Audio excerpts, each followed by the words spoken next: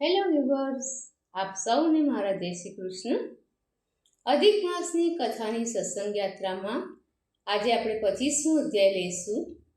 25મા અધ્યાયનું નામ છે પુરુષોત્તમ માસના વ્રતના ઉદ્યાપનની વિધિનું કથન. રાજા ધૃતરાષ્ટ્રએ કહ્યું, હે બ્રાહ્મણ મુનિ, હવે પુરુષોત્તમ માસનું વ્રત કરનારાઓ પર કૃપા કરી પુરુષોત્તમ માસના વ્રતનું ઉદ્યાપન કરવાની વિધિ બરાબર તમે કહો.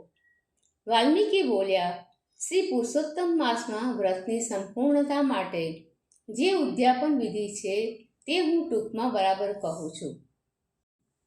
પુરુષોત્તમ માસમાં અંધારિયામાં 14, 9 કે 8મના દિવસે વ્રતનું ઉદ્યાપન કરવા કહેલું છે.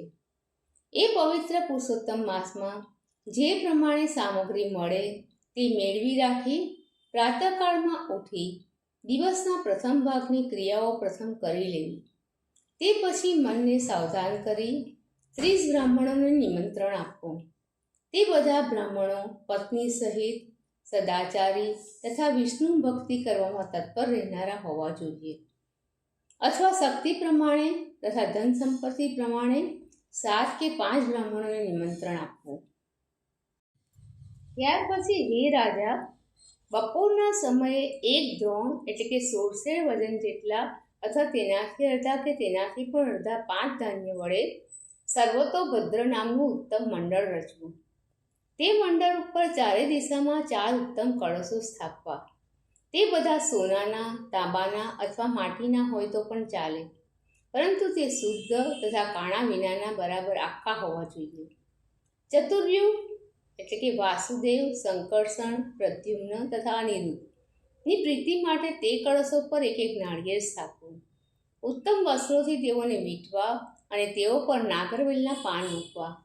પછી એ ચારે કળશો પર ઉત્તમ દેવ વાસુદેવ, બળદેવ, પ્રદ્યુમ્ન તથા અનિરુદ્ધ એ ચતુર્વ્યુહ ઉત્તમ દેવોનું સ્થાપન કરવું. પુરુષોત્તમ માસની વ્રતની શરૂઆત વખતે રાજા સહિત દેવદેવે શ્રી પુરુષોત્તમ ભગવાનનું કળશ સહિત જે સ્થાપન કર્યું હોય તેમને ત્યાંથી લાવી મંડળ પર પેલા 4 કળશોની વચ્ચે સ્થાપવા અને વેદ તથા વેદાંગોમાં પારંગત હોય એવા વૈષ્ણવ બ્રાહ્મણને આચાર્ય કરી એ સ્થળે જપ માટે 4 જ બ્રાહ્મણોનું વરણ કરવું. તેઓને હાથની વીંટીઓ સાથે 2 વસ્ત્રો આપવા. આચાર્યને પણ વસ્ત્ર તથા આભૂષણોથી હર્ષપૂર્વક શણગાર્યા પછી દેહ શુદ્ધિ માટે પ્રાયશ્ચિત કરવું.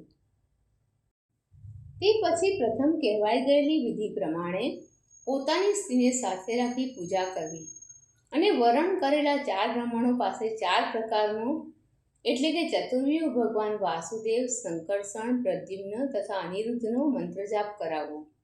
ચારે દિશાઓમાં ઊંચે રાખેલા 4 દીવા કરવા અને અનુક્રમે નાળિયેરના ફળ વગેરેથી અર્ઘ્ય પ્રદાન કરવું. બંને ઘૂંટણને જમીન પર મૂકી ઘૂંટણે બેસી પોતે જે ઉત્તમ ફળો મેળવી રાખ્યા હોય તેઓને બંને હાથના ખોબાની વચ્ચે ધારણ કરી શ્રદ્ધા તથા ભક્તિથી યુક્ત થઈ પત્ની સાથે હર્ષયુક્ત રહીને અતિશય હર્ષ પામેલા મન વડે શ્રીહરિનું સ્મરણ કરતા કરતા આ મંત્રોચ્ચારપૂર્વક અર્ઘ્ય પ્રદાન કરવું. હે દેવોના દેવ, પુરાણ પુરુષોત્તમ, આપને નમસ્કાર હો. હે રાજા સહિત શ્રીહરિ, મેં આપેલો અર્ઘ્ય આપ સ્વીકાર કરો. નવા મેઘ જેવા શ્યામ, 2 ભુજાઓવાળા, મુરલી ધારણ કરનારા અને પીળા પીતાંબર પહેરનાર શ્રી રાધા સહિત આ પુરુષોત્તમ દેવને હું વંદન કરું છું. ભક્તિપૂર્વક પુરુષોત્તમ શ્રીહરિને રાધા સહિત નમસ્કાર કરી ચોથી વિભક્તિવાળા ભગવાનના નામરૂપ મંત્રો વડે તલનો હોમ કરાવવો. તે પછી એ હોમ થઈ રહે ત્યારે એ જ મંત્રોથી તર્પણ તથા માર્જન કરવા અને તે પછી રાધિકાજી સહિત શ્રી પુરુષોત્તમ દેવની મંત્રથી આરતી ઉતારવી. દેવોના પણ ઈશ્વર, કાળા કમળની પાંખડી જેવી કાળી કાંતિવાળા અને કરોડો કામદેવ જેવા સુંદર શ્રી રાધિકાપતિ ભગવાનની હું આરતી ઉતારું છું. તે પછી આ મંત્રથી ધ્યાન કરવું. અંતઃકરણની જ્યોતિરૂપ અનંત રત્નોથી રચેલા સિંહાસન પર બિરાજેલા વૃંદાવનની અંદર બંસીના નાદથી વ્રજની સ્ત્રીઓને અત્યંત મોહ પમાડનારા કૌસ્તુભ મણિથી પ્રકાશમાન થયેલા ચળકતા રત્નજડિત મુંગટ તથા કુંડળો ધારણ કરવાવાળા, નવા પીળા પીતાંબર પહેરનારા અને રાધિકાજી સહિત એવા સુંદર પુરુષોત્તમ ભગવાનનું ધ્યાન કરવું. તે પછી શ્રી રાધિકાજી સહિત શ્રી હરિને પુષ્પોની અંજલિ અર્પણ કરવી અને તે પછી પોતાની પત્ની સાથે નીચેના મંત્રથી પ્રભુને સાષ્ટાંગ પ્રણામ કરવા. નવા મેઘ જેવા શ્યામ પીળા વસ્ત્રો પહેરનારા, શ્રી વસ્ત્રના ચિહ્નથી શોભાયમાન છાતીવાળા રાધિકા સહિત અને અચ્યુત શ્રીહરિને હું નમસ્કાર કરું છું. એમ નમસ્કાર કર્યા પછી બ્રહ્મા તરીકે વરણ કરેલા બ્રાહ્મણને સોના સાથે પૂર્ણ પાત્રનું દાન કરવું અને આચાર્ય તરીકે વરણ કરેલા બ્રાહ્મણને હર્ષથી પુષ્કળ દક્ષિણા આપવી તેમજ વસ્ત્રો તથા અલંકારો પણ ભક્તિથી આપીને પત્ની સહિત આચાર્યને સંતુષ્ટ કરવા અને બીજા બ્રાહ્મણોને પણ ઉત્તમ દક્ષિણા આપવી. ઉપરાંત એક ગાયનું દાન કરવું. એ ગાય સારા સ્વભાવની, પુષ્કળ દૂધ દેનારી, વસ્ત્ર ઓઢાડેલી, વાછરડા સહિત ઘંટડી તથા દાગીનાથી શણગારેલી, તાંબાની પીઠવાળી, સોનાના શિંગડાવાળી અને રૂપાની ખરીઓથી શણગારેલી હોવી જોઈએ. તે પછી ઘીના પાત્રનું તથા તલના પાત્રનું દાન કરવું અને બ્રાહ્મણ દંપતીને પહેરવાના વસ્ત્રો આપી શિવ પાર્વતીની પ્રતિમાનું દાન કરવું તથા 8 પ્રકારના પદ અને પગરખાની જોડ આપવી. તે પછી વિષ્ણુ ભક્ત બ્રાહ્મણને શ્રીમદ ભાગવતના પુસ્તકનું દાન દેવું. જો શક્તિ હોય તો પૂર્વોક્ત દાન દેવામાં વિલંબ કરવો જ નહીં, કેમ કે આયુષ્ય ચંચળ તથા અસ્થિર છે એમ વિચારતા રહેવું. શ્રીમદ ભાગવત એ ભગવાનનું સાક્ષાત અદ્ભુત સ્વરૂપ છે.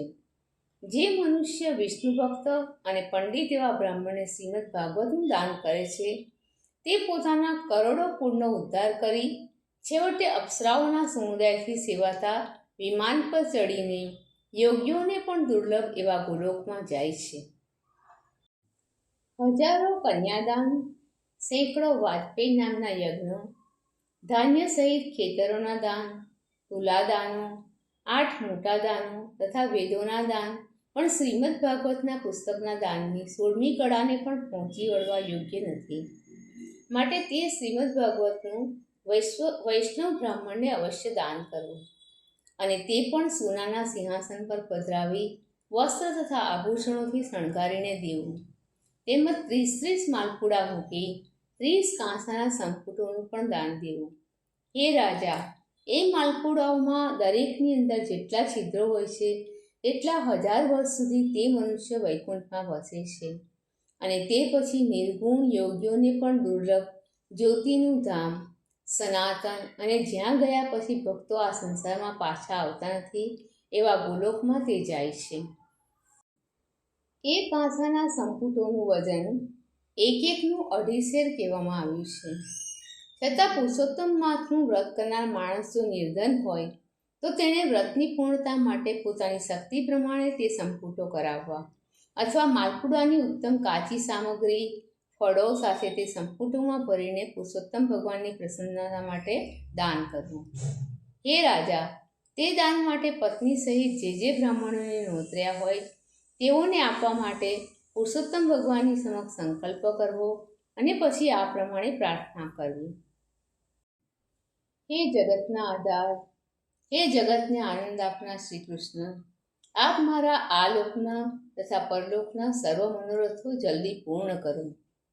એમ ગોવિંદ ભગવાનની પ્રાર્થના કર્યા પછી સદાચારી બ્રાહ્મણોને તેમની પત્નીઓ સહિત હર્ષથી જમાડવા.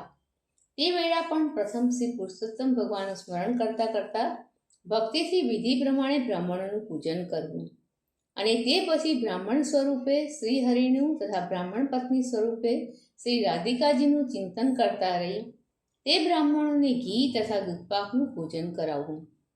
પરંતુ તે વખતે વ્રત કરનારે પ્રથમ વિધિપૂર્વક ભોજન કરાવવા નિમિત્તે સંકલ્પ કરવો જોઈએ અને તે પછી દ્રાક્ષ, કેળા, જાત જાતની કેરીઓ, ઘીમાં પકવેલા પકવાન, અડદના સુંદર વડા, સાકર નાખેલા ઘેવર, ગોળના રસા, ખાંડના માળા એટલે કે ખાંડ નાખેલું દહીંનું ગોળવું તથા ઓસામણ, ચીબડા તથા કાકડીનું શાક, લીંબુ સહિત આદુ અને બીજા પણ જુદા જુદા શાક તથા પાકી કેરીઓ વગેરે અલગ અલગ 4 પ્રકારના ભોજનો કે જે સાથે મેળવેલા 6 રસોથી યુક્ત તૈયાર થયા હોય તે તથા સુગંધી પદાર્થોથી સુગંધમય કરેલા દૂધ, દહીં, છાશ વગેરે જે ગોરસ હોય તે બધું પીરસી દરેક બ્રાહ્મણને કોમળતાપૂર્વક આ પ્રમાણે કહેવું: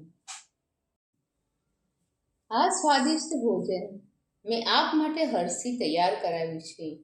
માટે હે બ્રાહ્મણો, મેં આપ માટે જે રંધાવ્યું છે તેમાંથી જે રૂચે તે હે પ્રભુ તમે માંગી લો. આપ આજે મારે ત્યાં ભોજન કરવા પધાર્યા છો, તેથી આપે મારા પર કૃપા કરી છે અને તેથી મારો જન્મ સાર્થક થયો છે. એમ પ્રાર્થનાપૂર્વક હર્ષથી બ્રાહ્મણોને જમાડ્યા પછી તેઓને પાનના બીડા તથા દક્ષિણા દેવી.